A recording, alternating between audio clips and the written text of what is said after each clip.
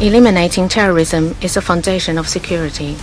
According to the UN reports, terrorist groups such as ISIL-K, Al-Qaeda, ETIM, TTP, and BLA remain active in Afghanistan, posing serious threats to Afghanistan and its neighboring countries. In January this year,